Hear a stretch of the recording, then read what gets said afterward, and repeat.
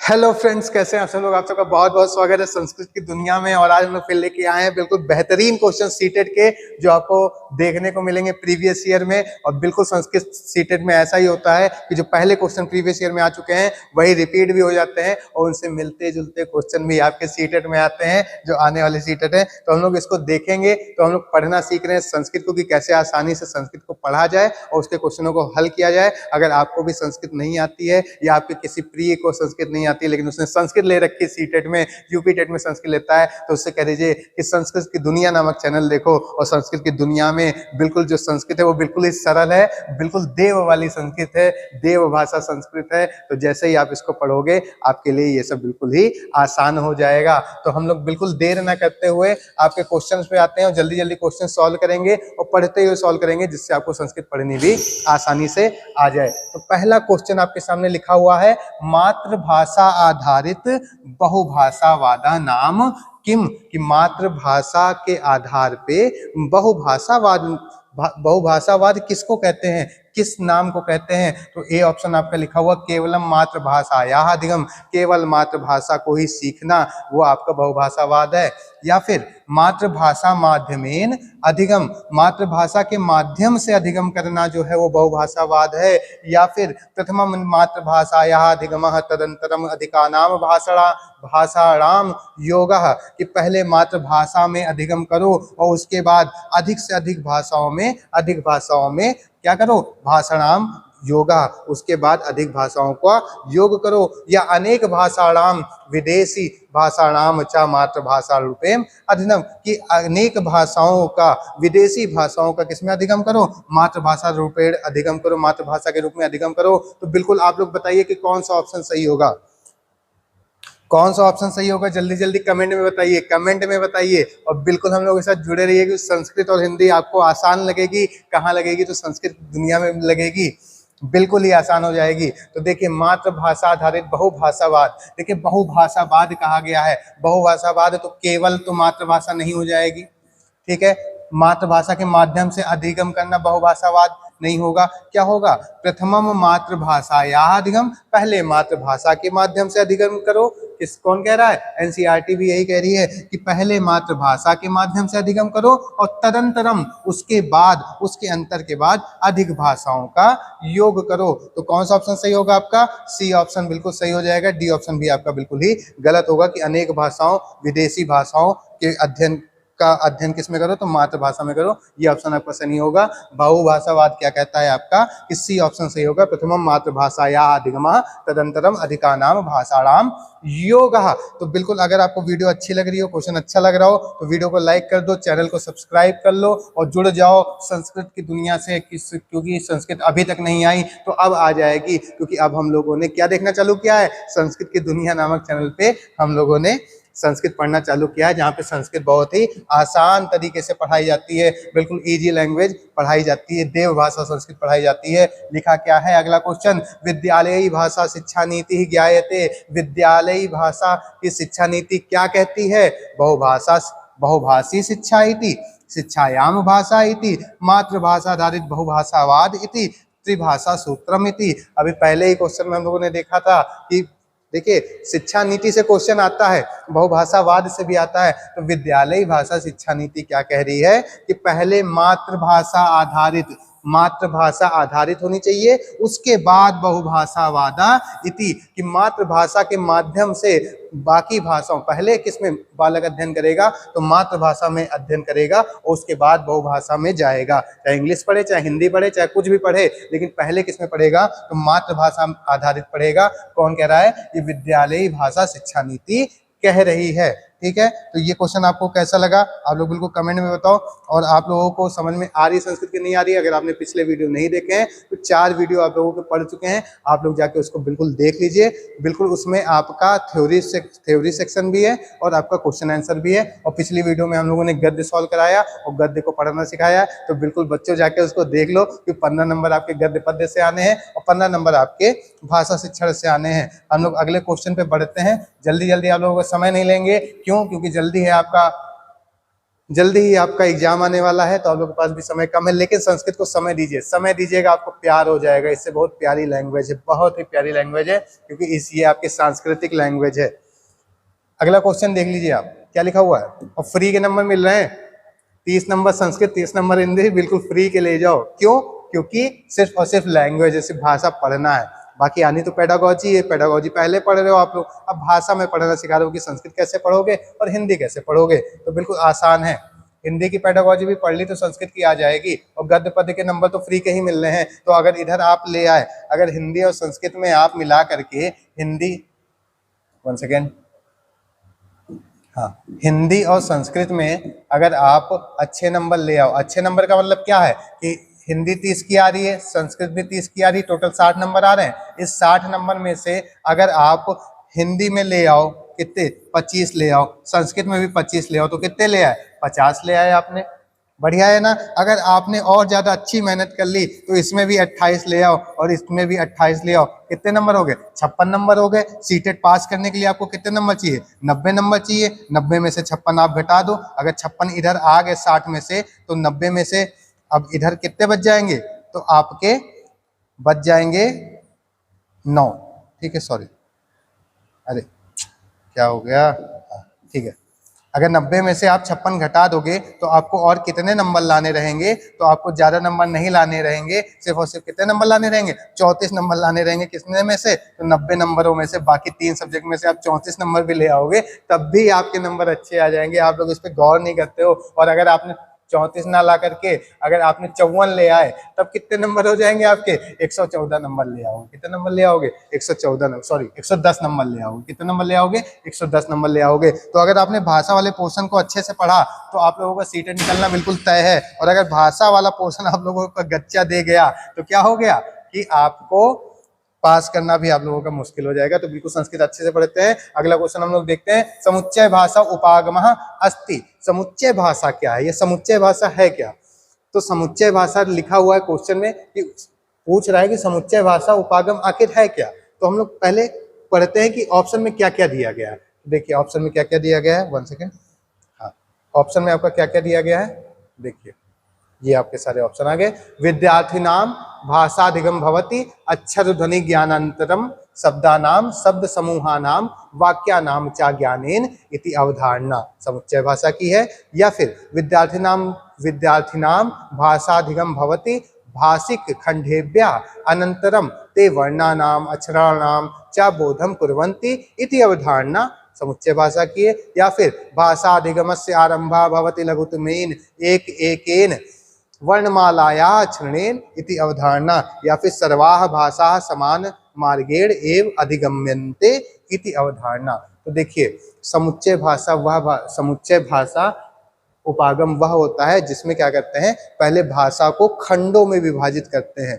ठीक है, वर्णमाला में, आपका समास में, आपका अक्षर ज्ञान में, संधि में, कारक में, इस समय डिवाइड करते हैं। उसके बाद वर्णों का अक्षरों का बोध कराते हैं, पहले विभिन्न खंडों में, उसके बाद वर्णों अक्षरों का बोध कराते हैं। तो किस ऑप्शन में सही है ये आपका, विदर्भ भाषा अधिगम भवति, अक्षर ध्वनि ज्ञानांतर शब्दानाम शब्दानाम व्याकरणम च ज्ञानेन इति अवधारणा। नहीं देखिए इसमें तो अक्षर ध्वनि ज्ञानांतरम, अक्षर ध्वनि के बाद शब्दों शब्द समूहों का वाक्यों का, ये तो आपका एक क्रम हो गया, ये क्रम हो गया, ये आपका समुच्चय भाषा उपागम नहीं है।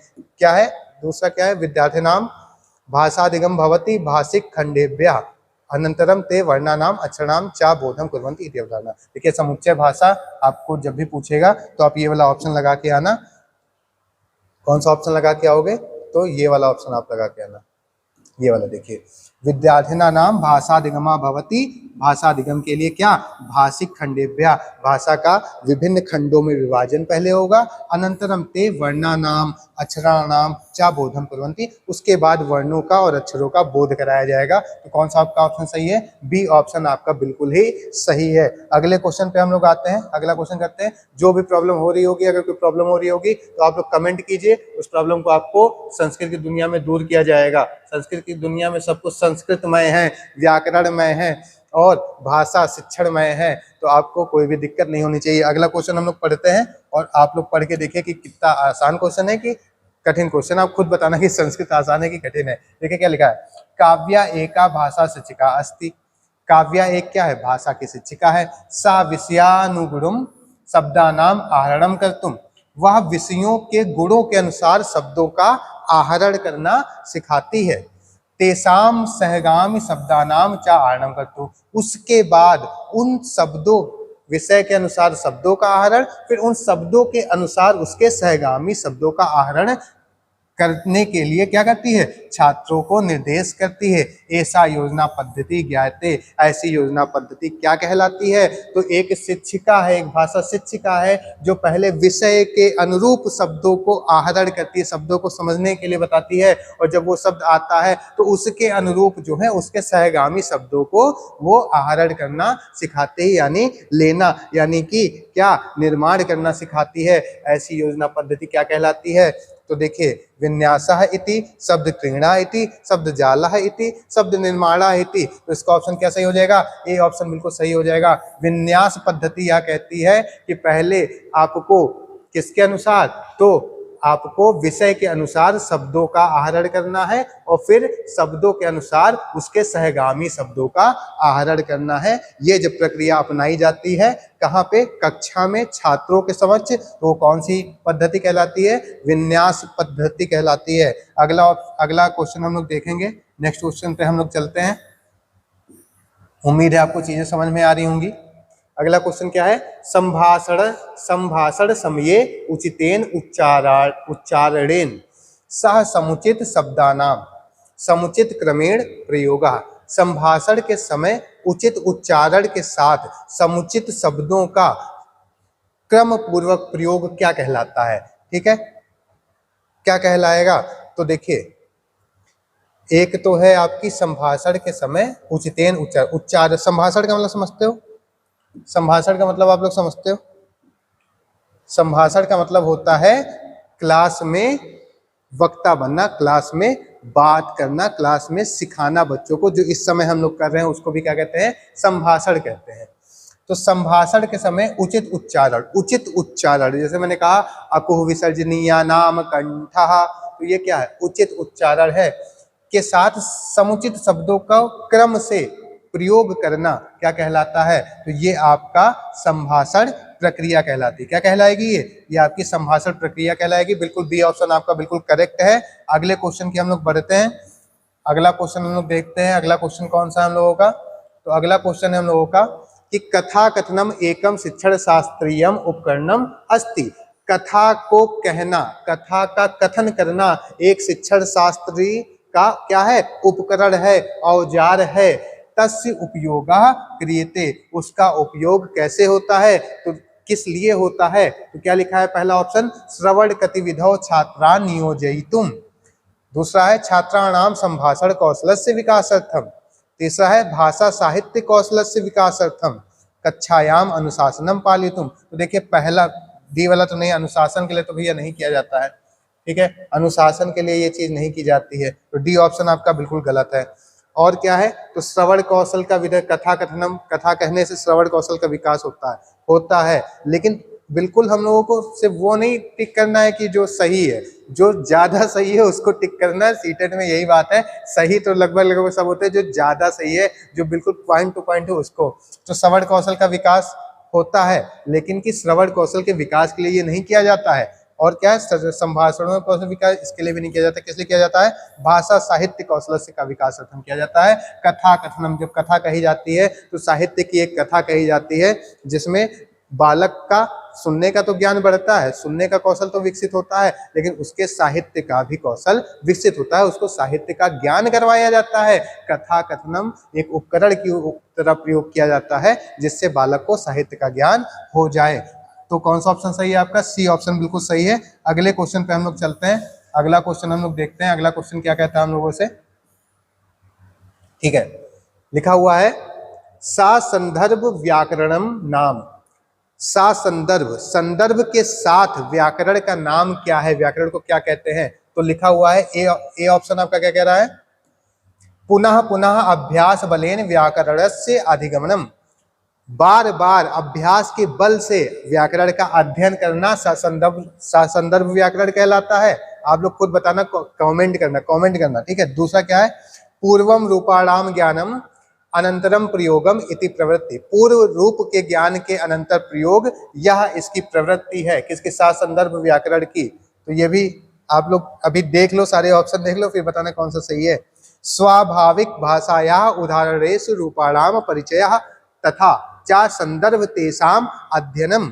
और अगला है व्यवस्थित संरचना, वन सेकेंड, व्यवस्थित संरचना माध्यमेन रूपाणाम अधिगमनम येन विद्यार्थी क्रमशः विकास प्राप्नोति। तो बताइए संदर्भ व्याकरण किसको कहते हैं? व्याकरण का संदर्भ क्या है? तो कौन सा ऑप्शन सही होगा? ये सी वाला जो ऑप्शन है आपका। कौन सा ऑप्शन सही है? ये सी वाला जो ऑप्शन है आपका, स्वाभाविक भाषायाः उदाहरणेषु रूपाणाम परिचयः तथा चा संदर्भ तेषाम अध्ययनम, कि स्वाभाविक भाषा के उदाहरण के माध्यम से, उदाहरण के रूप में पहले परिचय दिया जाता है और उसके बाद उसका संदर्भ पूर्वक अध्ययन किया जाता है। ये क्या है आपका? संदर्भ व्याकरण के अंदर अंतर्गत आता है कि पहले स्वाभाविक भाषा जो बालक बोलता है, उसकी मातृभाषा है, उसमें उसका अध्ययन, उसके उदाहरण के रूप में उसका अध्ययन कराया जाए, परिचय कराया जाए और उसके बाद क्या किया जाए? तो उसका संदर्भ बताया जाए, उसकी व्याख्या की जाए। ये आपका क्या आ जाएगा? ससंदर्भ व्याकरण में आ जाएगा। और सीटर में जब ये क्वेश्चन पूछेगा तो आप लोग ये वाला ऑप्शन बिल्कुल सही करके आना। अगला हम लोग देखते हैं प्रश्न। देखिए क्या लिखा है। शिक्षिका एकम पाठम स्वगत्या पठति विद्यार्थिना समूहेषु विभज्य मुख्य बिंदून आदाय पाठस्य पुनर्निर्माणम कुर्वन्ति एवं विधम कार्यम अस्ति। शिक्षक एक पाठ को स्वयं गत्या पठति, स्वयं से पढ़ता है, विद्यार्थियों को फिर क्या करता है? समूह विभाज्य, किसमें विभाजित कर देता है? विद्यार्थियों को पहले स्वयं पढ़ता है। पहले क्या कहते हैं? एकम पाठम स्वागत्या पठति, स्वयं पढ़ता है। फिर विद्यार्थिना समूहेषु विभज्य, विद्यार्थियों को समूह में विभाजित करके मुख्य बिंदु प्रदान करता है, एक बिंदु प्रदान कर देता है। और फिर पाठस्य पुनर्निर्माणम कुर्वन्ति, फिर पाठ का पुनर्निर्माण, दोबारा से पाठ को बनाने के लिए कहता है। तो एवं विधम कार्यम अस्ति, ऐसी विधा का कार्य क्या है? आप लोग क्वेश्चन समझ पा रहे हो? एक पाठ को स्वयं पढ़ेगा शिक्षक, उसके बाद क्या करेगा? उस जो विद्यार्थी रहेंगे उनको छोटे छोटे समूहों में विभाजित कर देगा और उनको प्रत्येक को एक एक बिंदु दे देगा और कहेगा आप इस बिंदु से आप एक पुनर्निर्माण करो। किसका? पाठ का पुनर्निर्माण करो। ऐसी विधा क्या कहलाती है? तो ए श्रुतलेख, बी व्याकरण श्रुतलेख, सी कार्यस्य पुनर्लेखनम, या डी आपका क्या हो जाएगा? पारस्परिक श्रुतलेख। तो बताइए क्या हो जाएगा इसका? तो इसका बी ऑप्शन जो है वो सीटेट में सही माना गया है। इसको क्या कहते हैं? व्याकरण श्रुतलेख। कि पहले उन्होंने शिक्षक को सुना और फिर उसके अनुसार अपने बिंदु को व्याकरण के माध्यम से उन्होंने क्या किया? तो पुनर्निर्माण किया।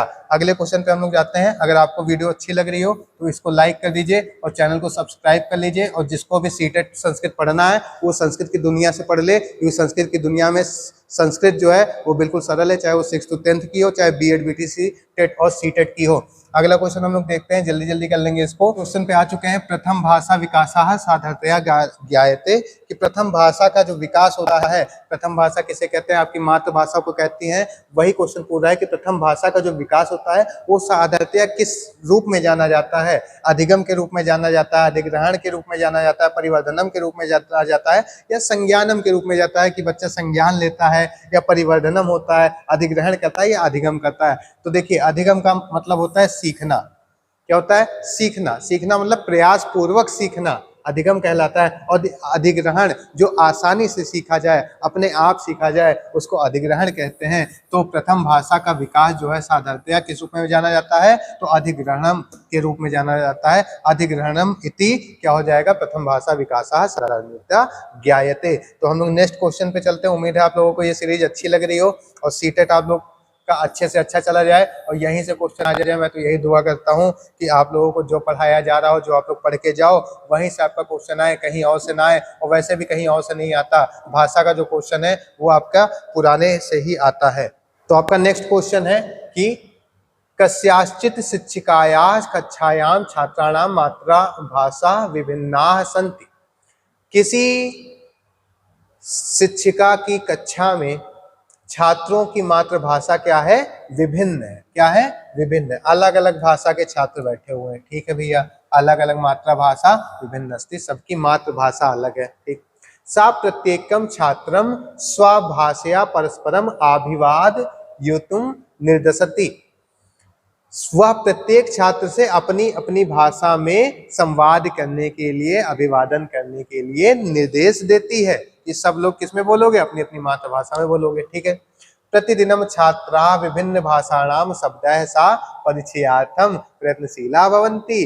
प्रतिदिन जो है छात्र क्या हो रहे हैं? विभिन्न भाषाणाम, दूसरों की मातृभाषा से क्या हो रहे हैं? शब्द ऐसा परिचयार्थम प्रयत्नशीला भवन्ति, यानी विभिन्न भाषाओं के शब्दों से क्या हो रहे हैं? परिचित हो रहे हैं। एवं शिक्षिका साधन रूपेण अधिलिखित कथमम आश्रिति। इसमें शिक्षिका जो है साधन के रूप में किस पर आश्रित है?